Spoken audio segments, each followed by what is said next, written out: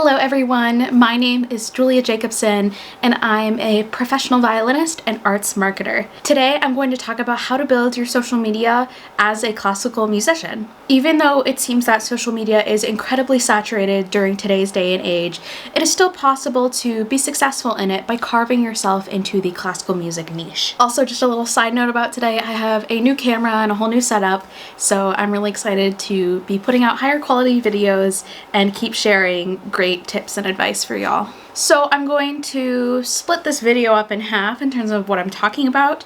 So I'm going to start with some general social media advice and then some classical music specific social media advice. I have been on social media for a long time as a violinist, and although I don't have the largest following, I have seen what has skyrocketed other social media musicians to stardom. I am also a marketer at multiple music organizations, and I have learned what has been successful when it comes to social media marketing, and I've learned how to apply that to the classical music industry. So starting with general social media advice. You don't need to be on every single platform. In fact, it's best when you devote more time and effort into less platforms so that you're putting out higher quality content. So my professional advice in terms of which platforms to target, especially as a classical musician, are Instagram, Facebook, YouTube, and TikTok. Those are the ones where I see the largest classical music communities and where people have had the most success in growing their following. I would only consider doing Twitter and/or Threads if you're more involved with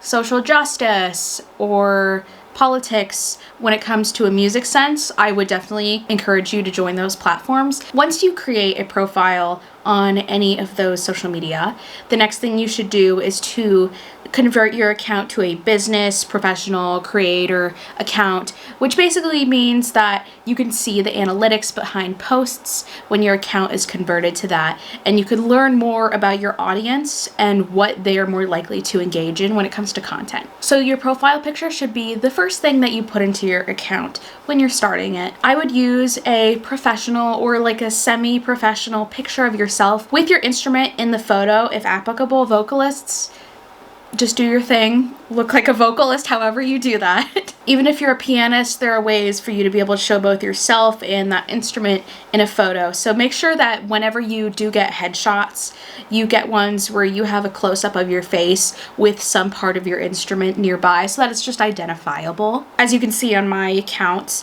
I have the scroll of my violin is like right next to my face, and that helps people identify that I'm a string player and I'm most likely a violinist or a violist. And you also want to make sure that your face in that profile picture is on the bigger side so that when you comment on other people's posts, when you have feed posts going out onto your account, people can recognize your profile picture even when it's really small, like in a comment section. So consistency is really important on a lot of social media, and the algorithms of these social media platforms will actually reward you and your content for being consistent with your posting. So you want to prioritize quality over quantity when it comes to your content, but you still want to be consistent with that quality material that you're putting out there.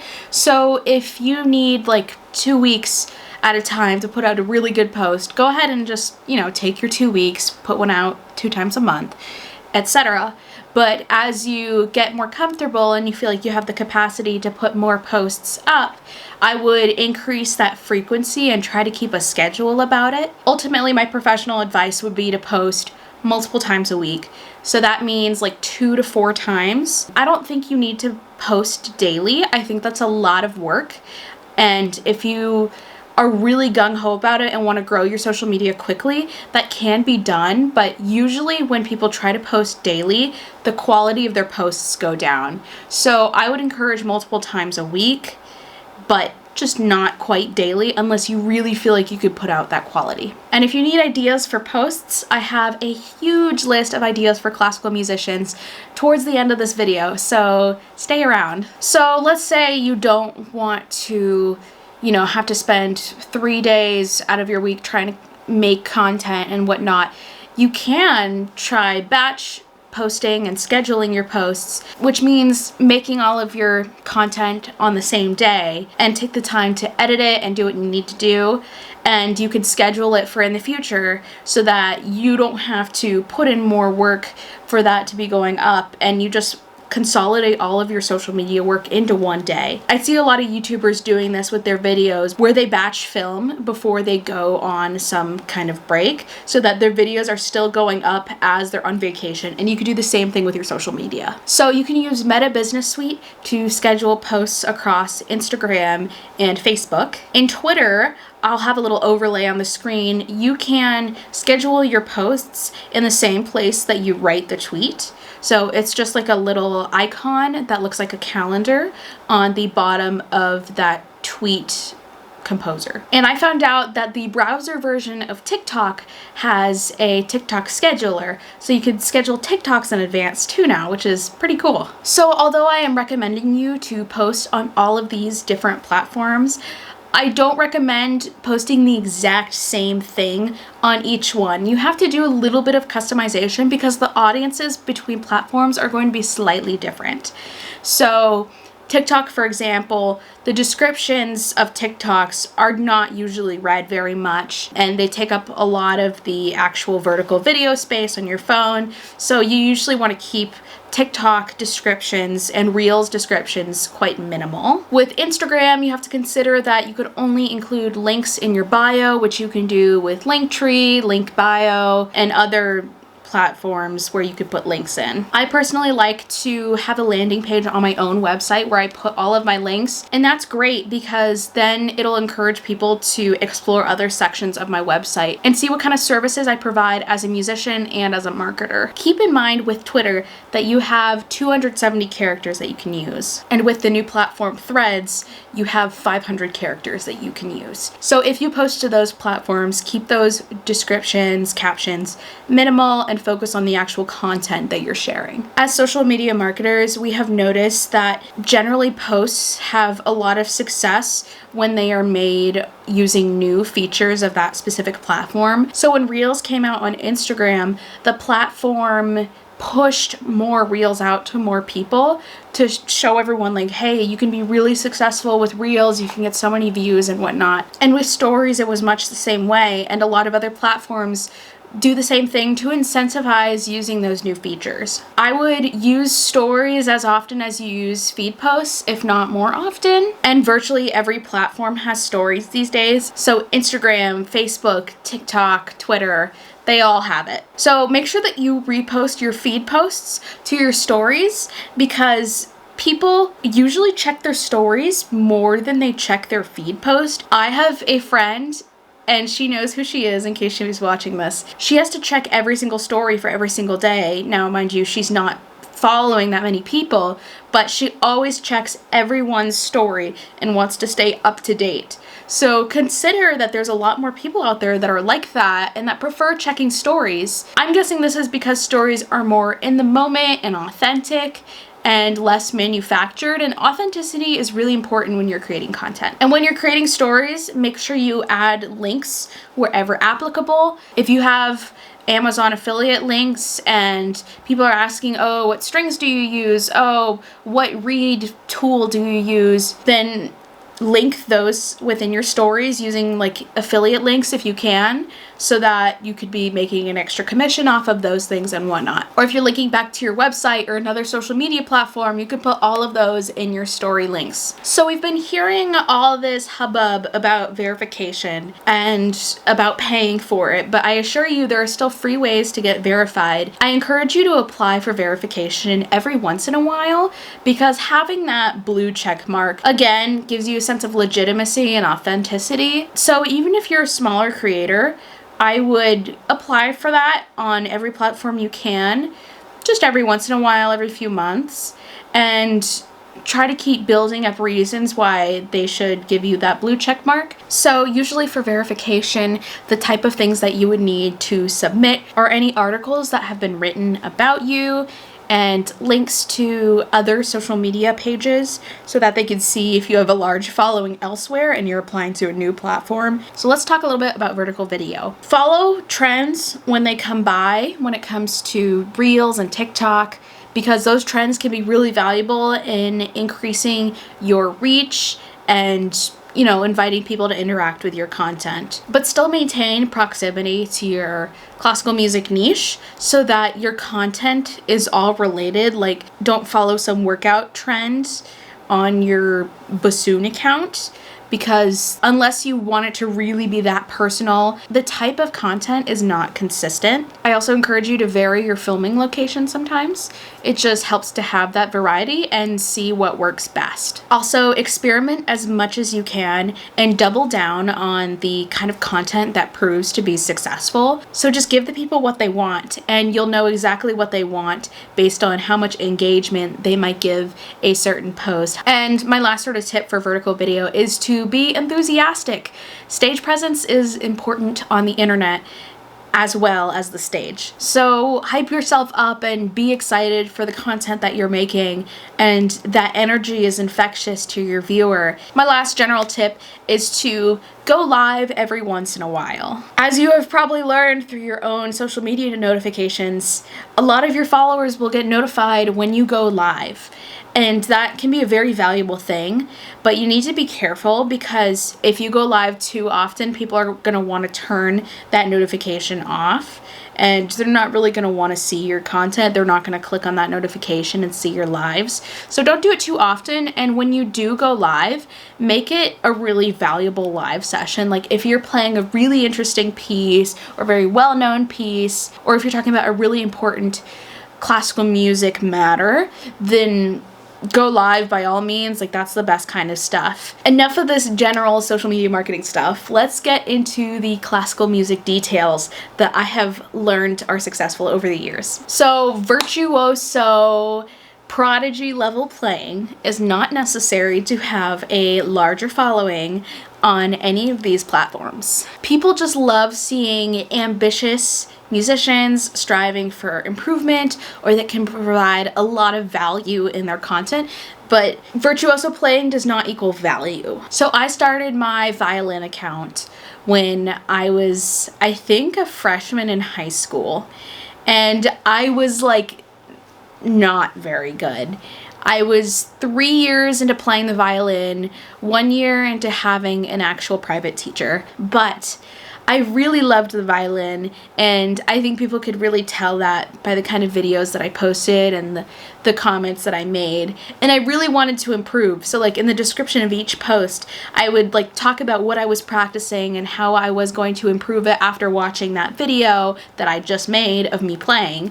And I think that people really resonated with that. It felt really authentic. And I think you'll find that there's a really large community of student musicians on these platforms that you can connect and interact with and relate with. So yeah, I encourage you, if you're making a practice video or any kind of video, in the description maybe talk a little bit about either what you're working on in that video, and or definitely always put what piece you're playing, because if you don't do that, you'll get a lot of comments being like, what piece is this? What do I do if I play multiple instruments? Well, I would encourage you to focus on the one that you want to be doing professionally the most when it comes to these accounts. It's best to niche down as much as possible and focus on one thing. If they're like really similar instruments, so violin and viola, for example, or I don't know, like clarinet and bass clarinet and whatnot, I think it's totally fine to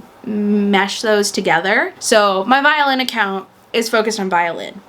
I have put piano videos on it in the past, and I just got a viola recently, and I may put a few viola videos up, but my violin content is going to be the main bulk of content on those accounts. Let's talk concert promotion.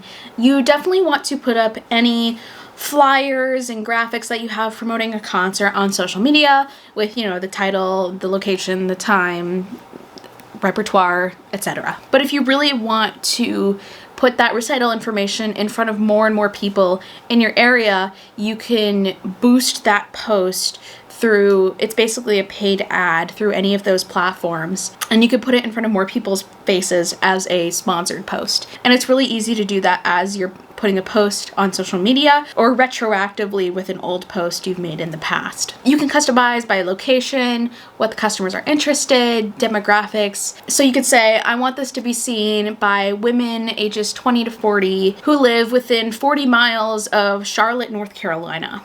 And you can even go more detailed than that. Another way to boost your concert promotion is to make collaborative posts with other artists in that concert, or composers or promoters or venues, whatnot. Instagram specifically has a feature where you can add a collaborator to a post. So if you're making a post and you're doing it at this specific venue, then you can, as you're making the post, add that venue as a collaborator, and they will get a request that's like, hey, somebody requested you to be a collaborator, would you like to do that?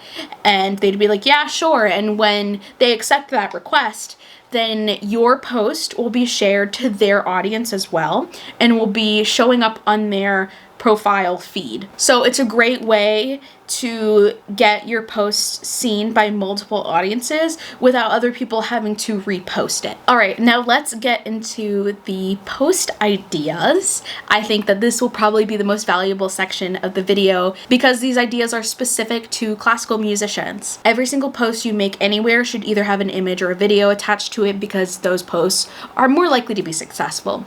So image-wise, share your musical accomplishments. So if you win any auditions, if you have major performances, graduations, new jobs or internships, awards won, etc., all of that is great stuff to share in your social media because it builds your credentials and people are aware of these accomplishments. You can also make posts about performances that you have attended. So if you saw this really great soloist with the New York Philharmonic last week, or if you had a friend performing with the New World Symphony and you got to sit in the audience of that concert, sharing that is great. If you have new headshots, people love seeing musicians' headshots. Please post them and post all the varieties. And you could even save them for further posts in the future if you don't get headshots done that often, because they could just be a really great thing to share if you don't have anything else to share, because it's just a nice photo of you with your instrument. It's always cool to do an instrument feature so people can learn more about the instrument that you're playing on. Voice people again, I'm sorry. For example, for violin, you could include a really nice close-up shot of your instrument, maybe talk about the kind of wood that is used to make it, the maker, when it was made, and whatnot. You could answer common questions or assumptions when it comes to your instrument. So, for example, if you play the viola, people might say, well, what's the difference between a violin and viola? And if you're ever wondering, like, what are people asking about my instrument? Like, I don't know. A great website to check out is Answer the Public. You just type in any kind of like question relating to your instrument, like why is the violin, and then it'll fill out the rest of that for you and give you ideas. Another great thing to share is any equipment or accessories recommendations. So for string players, like what kind of strings you use, rosin, shoulder rest, chin rest, that kind of stuff. It's also fun to post a what's on my stand picture. So basically you line up all of your music on a stand at like a performance like you're doing, and in a way that shows like what those pieces are. And it's just a fun way to show people like, hey, I'm playing Mahler 1 and a Florence Price piece on this concert, and that's like a fun thing that I'm doing with blank symphony or with blank ensemble. All right, now let's get to video ideas, because let's be real, videos are much more engaging and can really build up your following a lot quicker than just posting pictures. What's in my instrument case video can do really well on social media. Mine on my channel, if you haven't already seen it, it's my highest performing video as of making this video. It's kind of like a what's in my purse video. A really common video that people like to make is a video of them playing an excerpt that is either really beautiful, interesting, or virtuosic from a piece that they're working on, or a really well-known piece. And this can be a solo piece, it could be your part in a chamber music ensemble or in an orchestra. You could even share like orchestral excerpts. And something, if you really want to go the extra mile, is you can put the sheet music overlays on top of your video so people can see the sheet music moving by as you're playing off of it. You could also share clips from your practice sessions.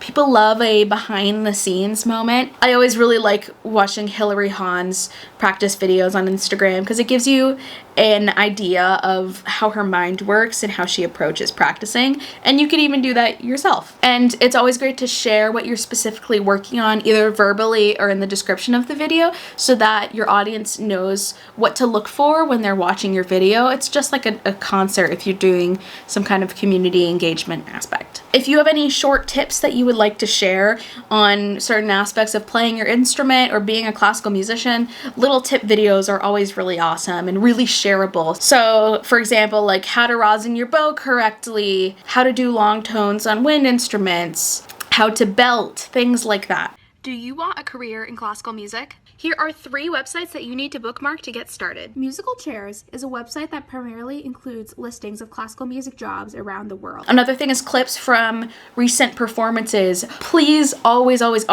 have a recording or record your performances in any capacity that you can, because it's always good to have those to look back on just to see the progress you've made. And it's great to take like little chunks of those videos and post them on social media, because that's likely a very polished performance and it shows you at your best, and it really showcases you in a good light that makes you attractive for any gig or musical opportunities. People also like to do busking videos. So in case you don't know what busking is, it's just when you go out on the street, you open your case and you start playing some random tunes and people will drop money in your case, that kind of thing. Always make sure that you have a busking permit though, if it's required in the place that you're busking at, because you can get in trouble if you don't have that and you're just doing it willy-nilly, so be careful. But you can get videos of that, and you can also get another angle of the audience's reactions if you're playing something super impressive. Clips of yourself teaching can also be really awesome if you're a music educator, and I would recommend keeping your students anonymous and filming at an angle where they are not visible, unless if you have their, and if they're young enough, their parents' explicit permission that they can be in a video. It's also great to do arrangements of popular pieces across different genres. So doing that broadens your audience a lot, because it'll reach out to people who may not necessarily enjoy classical music, but might be more interested in it if they hear a pop song played on a classical instrument. You can showcase extended techniques and things that people might not know about your instrument. These can be super interesting. So on violin, I love showcasing harmonics and subharmonics. I have a few TikToks about that. Do you want to see something really cool on the violin? You guys really liked my last video on harmonics, so here's another one.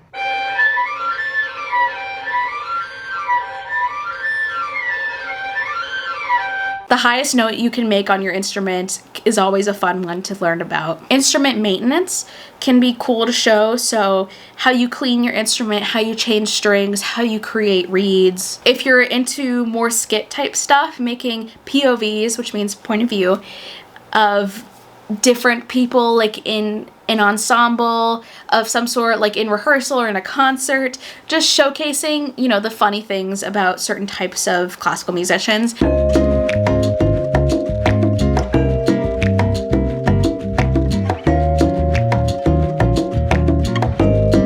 Platforms like TikTok and Instagram also have fun filters that people love to try on, so if there are any that are applicable to yourself playing your instrument or just funny to look at, that could always be a fun post as well. Creating challenges is also a fun option, whether it's something technique related or something else like the Lindsay Sterling challenge where you do a specific dance with your instrument or things like that. I also love seeing people showcase their performance attire. So if you've got some really fun outfits that you wear for performances, whether that's as a soloist or just as like an orchestral musician, like people love seeing that and knowing where you bought it, because I swear I cannot find the right concert black that fits me well and is flattering, and I always need recommendations. It's fun to share mishaps, whether you're in a performance or just practicing when it comes to your instrument and whatnot. So if you have a string that breaks, that's kind of fun to share if you've got that on video in slow-mo. Also, if you like drop your music or you have a memory slip, like as long as like you're able to play it off and it's not like a traumatizing experience for you, it can be fun to share online so that people can relate to that experience, and it just shows that you're a human and things happen. If you're shopping around for a new instrument, people love to see like where you're going for shops, what kind of instruments you're looking at, how the instruments sound in relation to one another. So that can always be fun to make videos comparing instruments and talking about, you know, like who the maker was and whatnot. Or if you get the chance to try a really fancy instrument, like if you get to try a Strad or a Violin or anything like that, post it. And my last idea for today is any pet or baby reactions to you playing your instrument, because for some reason those two categories of beings always can have funny reactions. So if you've stuck around here until the end, thank you so much for watching this video. I really hope it was helpful. Let me know in the comments if there was something that was particularly useful or if you have anything to add. I would love to hear it. Please subscribe if you like content like this and want to learn more. I make videos about classical music and marketing within the classical music industry and violin, so I'd love for you to join us. All right, thanks so much. I'll see you next time. Bye.